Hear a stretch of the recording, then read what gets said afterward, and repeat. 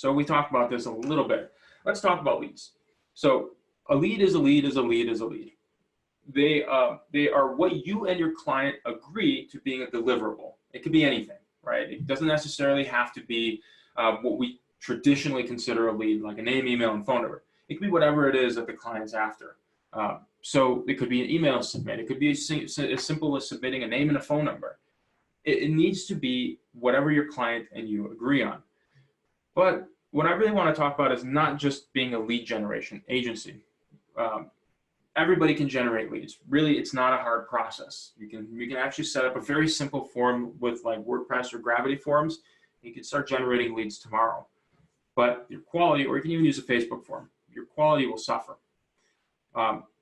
Always keep in mind that clients aren't always aligned with what a lead is. A lot of clients who are in the lead purchasing space, we're also called lead brokers. Those who are in the lead purchasing space are not always in line with what a lead actually is, or what we would define a lead is. We don't see the actual fulfillment side on their end, so we don't actually know whether or not the lead that we're delivering is actually quality. We always assume it is, but they're going to be the ones to tell us, and oftentimes they're not actually utilizing the leads correctly. So, like I said, leads are pretty easy to generate. They're not as difficult. It's not as difficult a process as you may think. What gets difficult, it is the actual conversion of that lead into that expected result for the client. In most cases, clients are after some sort of a revenue boost to their business. That's why we're doing lead generation. They want to make more money.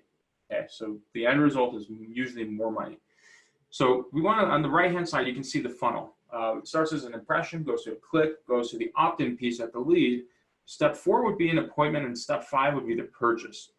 I can't do the purchase because I'm not actually fulfilling the end result. In my case, I'm not doing a solar install, but I can schedule an appointment. So that's one step past a lead.